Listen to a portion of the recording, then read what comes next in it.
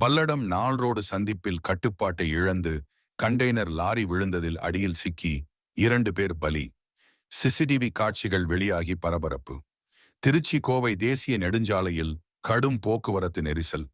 திருப்பூர் மாவட்டம் பல்லடம் நகர் பகுதியில் நாள் ரோடு சந்திப்பில் இன்று 2:30 மணி அளவில் கண்டெய்னர் லாரி ஒன்று கோவையிலிருந்து பல்லடம் நோக்கி வந்து கொண்டிருந்தது.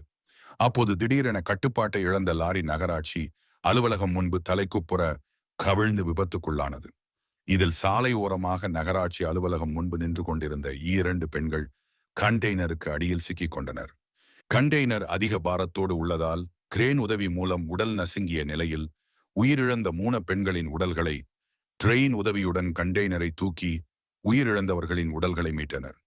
அவர்களின் ஆதார் அடையாள அட்டையை வைத்து உயிரிழந்தவர்கள் மகாலட்சுமி நகர் பகுதியில் சேர்ந்த மகாராணி மற்றும் கிருத்திகா என்பது தெரியவந்துள்ளது.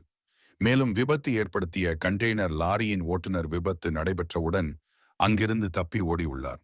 அவரை தேடும் பணியிலும் போலீசார் ஈடுபட்டு வருகின்றனர். மேலும் விபத்து ஏற்பட்ட சிசிடிவி காட்சிகள் தற்பொழுது வெளியாகி பரபரப்பை ஏற்படுத்தியுள்ளது.